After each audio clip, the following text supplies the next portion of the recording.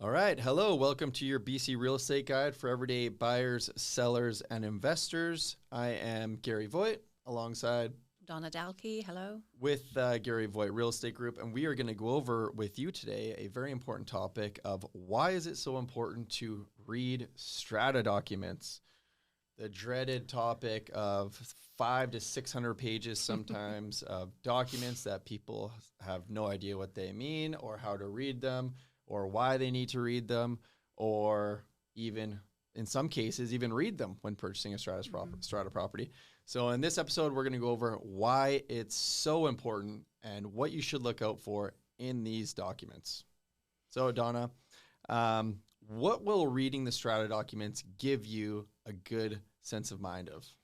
Okay, so basically what happens is we'll order, or when we have an offer on a strata property, we will request from the listing agent 2 years worth of strata documents. Okay, so that would include the annual general meeting, which happens every year, which is with Strata Council, the Strata Management Company, and the homeowners. Council minutes for the last 2 years, which is just where council meets by themselves. If there has been any special general meetings, and these are typically held if there is something that Strata Council wants to vote on that cannot wait until the annual general meeting. And those are the three most important things that we will order that we need to read. So what this will tell you is how well the strata is run, how much money they have in their budget, are there any major repairs or fixes that are coming up. This is especially important if this is an older building or complex, and also if there are any upcoming special levies. Exactly. And that is the most important thing. Yeah, exactly. So what we always tell people is when we get an accepted offer on a strata property, of course, we are here representing you as a buyer. We're looking out for your best interest. We're protecting you as a buyer. And one of those things that we protect you of is the strata. We want to make sure that you're fully comfortable with the strata. You're well informed of what they're talking about doing in the future. And we read the strata documents as well, but we send them to you and we let you know this may be your new community. This might be the place that you're going to be living in, your neighbors that you're going to be working with within the strata. And we want you to know what they've been talking about in your new community. Because we get all the time, they go, well, are you guys reading them? Just, let me know if they're good.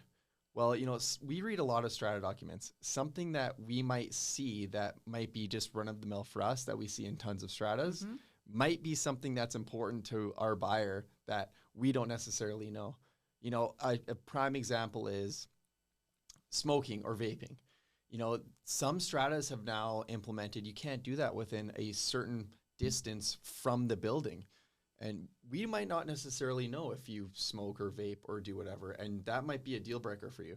But for us, we see it in almost every single building. Right. So it's not necessarily something that we would bring to your attention. So just little things like that you need to either let us know, or that's why it's important that you read the strata documents so you can know for yourself, right?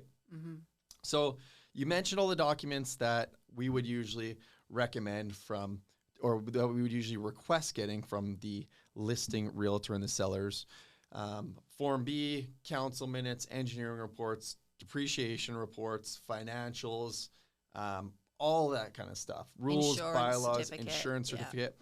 We're going to talk a little bit about what these documents are, what these documents explain or what they have in them, and kind of why they're important to give you a idea of what these documents are. So hopefully you're more educated how strata councils work and what each document is.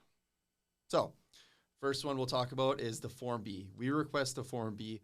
What kind of information should somebody be looking for on a Form B, and what do we look for on it? Okay, so on the Form B, so for example, if you look at the listing, it will tell you on there what the strata fees are. But that is not necessarily correct. The only place you're going to find the correct strata fees is on the Form B. So that's the first thing that's going to come up on the Form B.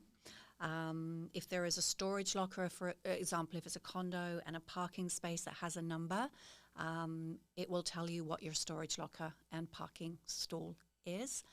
It will also tell you, and this is probably the most important, how much money is in the contingency reserve fund. And you'll see this through Strata's documents called the CRF.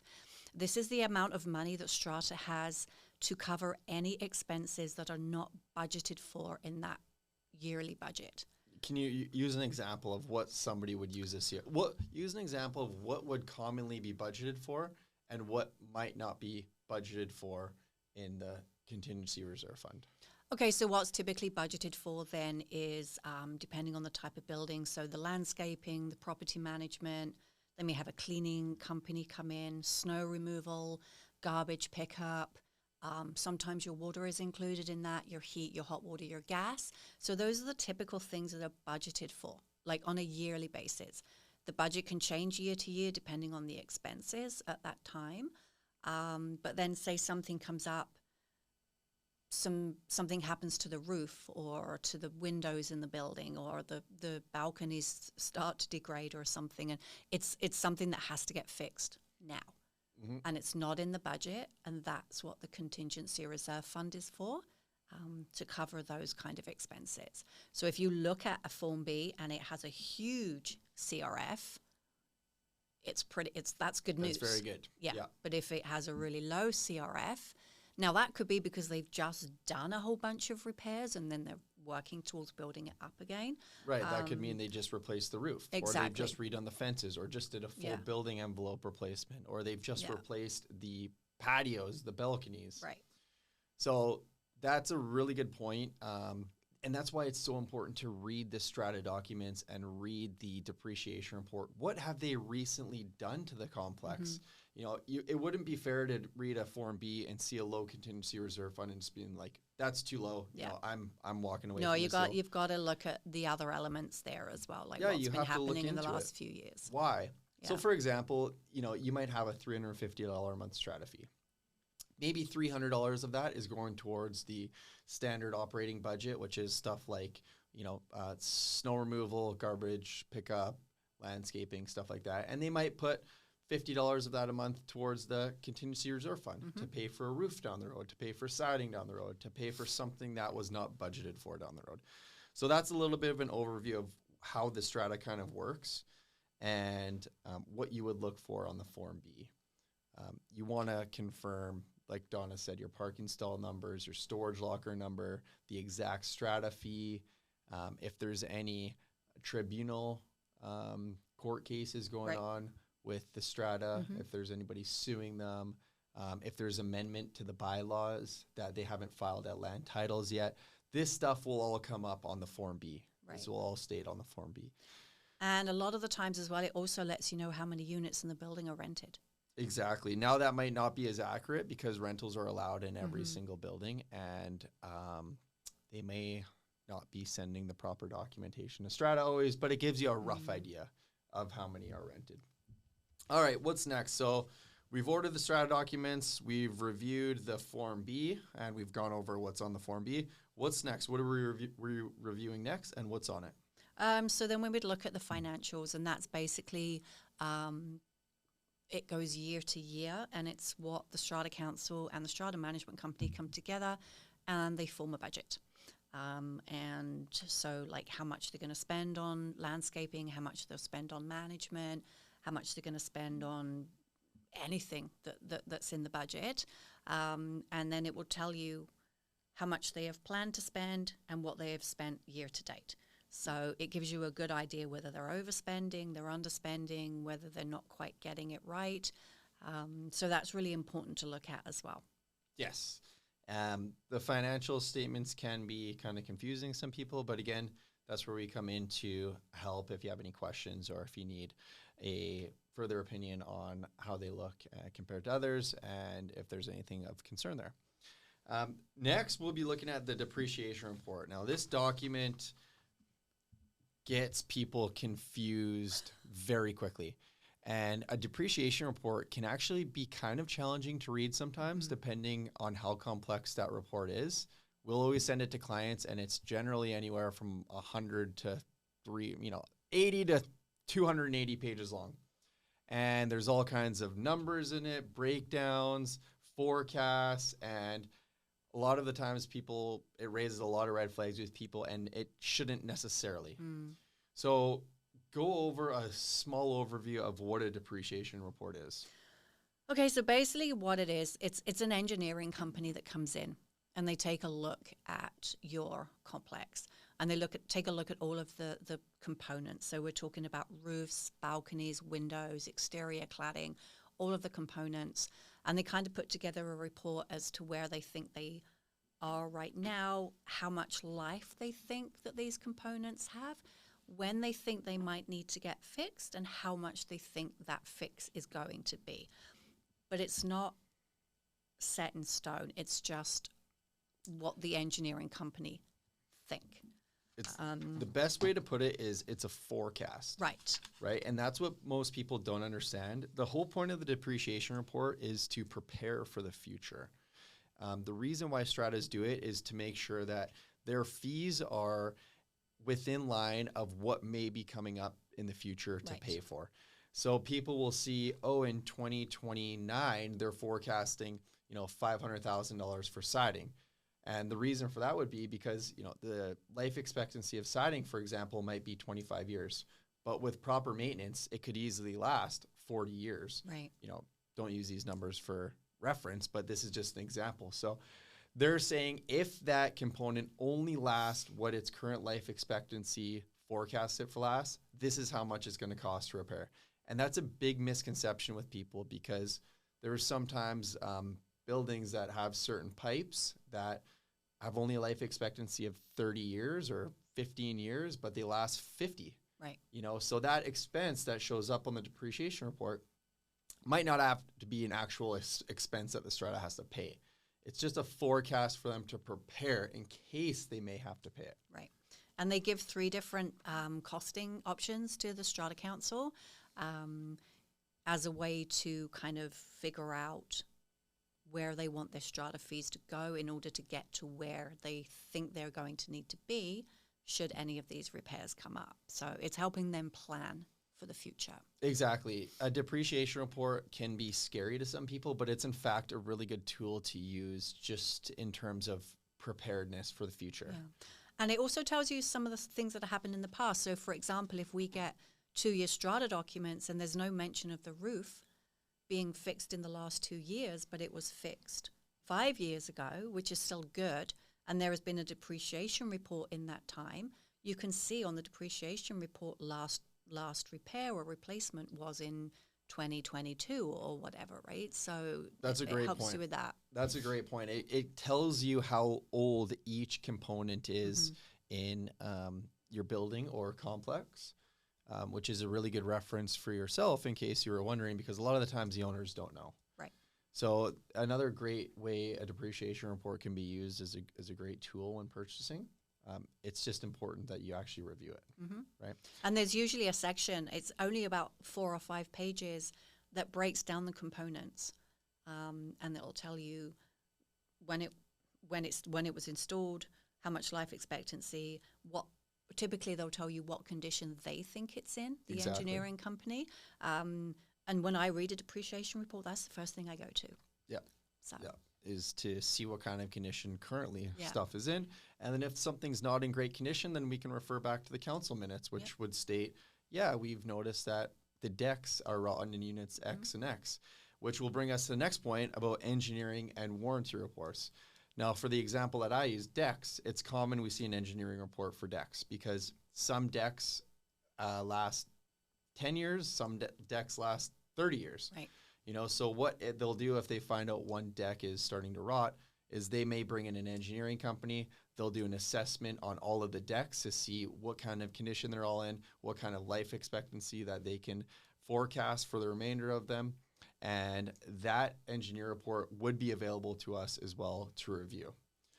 We also see some done for roofs, siding, and again, it will refer to those in a council minutes that Donna referred to at the beginning. The council minutes are when Strata gets together. It could be the owners invited as well to the council meetings, and they discuss what's currently going on in the complex, in the building, and they'll discuss potentially budgeting items, what needs to be done. They'll discuss owner complaints, and then they'll record it in documentation that gets available to us so that we can see what's the Strata Council talking about, what are people complaining about, what are they talking about for the future. So that's what the council minutes are. And they usually would reference to an engineering report if one has been done. But the annual general minutes are probably the most important because that is where everybody gets to vote on whatever it is that the council has proposed. That could be absolutely anything, a change in the bylaw, but it also could be a potential special levy. So let's talk about special levies because this is one of the most important things when you're looking at strata documents. And a special levy is something that needs to be repaired or fixed.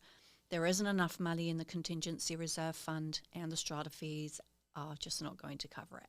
And the money has to come from somewhere. This is where we've seen big legal cases because from clients or buyers that were unhappy with their representation because the representation didn't point out to them that there was the potential for the special levy. They move in.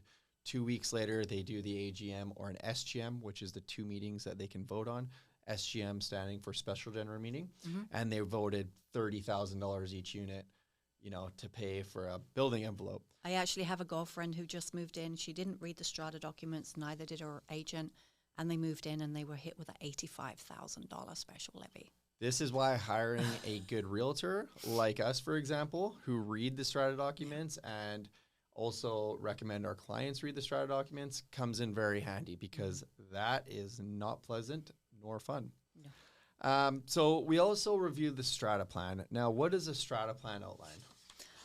So the strata plan is, it's registered with land titles. It's kind of basically the plan of the building. So it goes floor by floor. So it will go from the parking area to the first floor, however many floors there are in the building. It will set out the areas of the individual units. It will give you the size of those individual units. So we can, for example, if we have somebody buying a condo, we can have a look at what the size is on the strata plan compared to what it is on the listing and, what it was measured at. Typically, it comes in around like a very similar number. What people are forgetting is that the information on the MLS that the public has seen is approximate and has to be verified by the buyer. So how are you going to verify square footage unless you go in there with a tape measure? That's one way. Right. But another way is also the strata plan or the home plans, which has to be either sent to the city or registered with land titles. And that will give you an exact square footage of that specific unit. And we can compare the two together to see if there's a big discrepancy or not.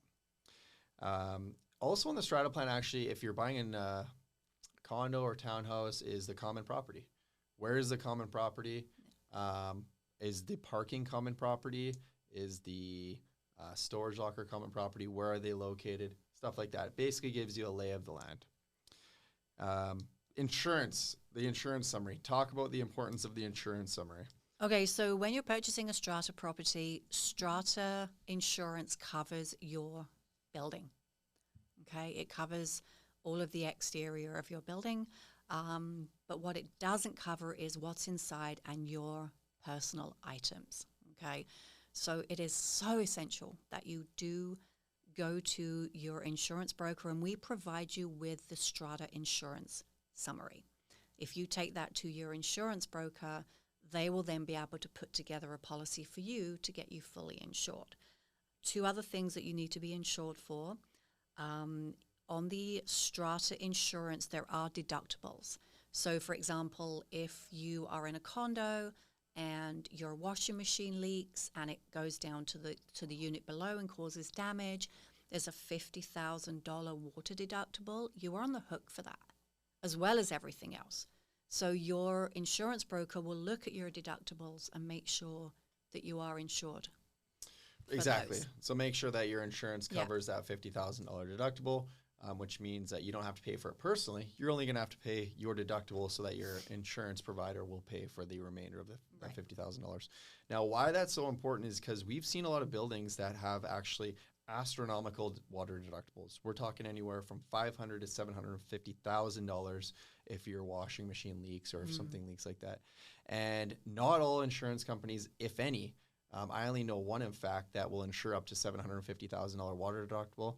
So that could be a major risk for you as a buyer to purchase a place without reviewing the Strata insurance policy and then finding out that no insurers will cover that water deductible. Yeah. So you're sitting there afraid to use your sink or your washer, your dryer, anything with water, because if it leaks down to units below or units beside, that could be a huge cost. So we cannot stress enough how important that reading that insurance and understanding that insurance summary is, and talking with an insurance professional about it. Yeah. And the other thing you need to think about as well is called betterments. So basically any improvements that have been made to the property that is above the developer's stuff. So, exactly. So renovations, for example. Any renovations. If you change your flooring, you've changed your kitchen, you've changed your countertops, you've put in air conditioning, anything that you've done to improve the property above what was put in by the developer, those are called betterments. So if you don't insure those, your insurance is going to pay out based on the original from the developer, which is normally the cheapest of cheap, let's be honest. Yeah, depending on the developer. So it's important to know that, like what renovations have been done in the property when you go get your insurance. If you've done betterments, make sure you contact your insurance company and let them know that you've done improvements to the property so that you're insured in case there's a fire, flood, or if something gets destroyed. Or if you're purchasing a property and it's been fully renovated, find out what those renos are so you can let your insurance company know, because they are as well betterments, right? Yes, very good point. So we've touched on just a very, very light touch on the surface of what strata documents are, what some of them mean, explanation on why we review strata documents and why we recommend that you review strata documents. Again, I hate to toot our own horn. We have systems in place that we go through that we send to our clients with an outline of the strata documents and what to look for. And that is why we always recommend, it's going to be your new home one day. Make sure that you know what's going on in your community, right? Make sure you have a realtor that's experienced in reading strata documents, and make sure you read them yourself also when purchasing an strata property. Thank you very much. That wraps up this episode. If you have any questions, of course, drop them in the comments below, or our information is in all the information below as well. Thank you, and have a good day. Thank you.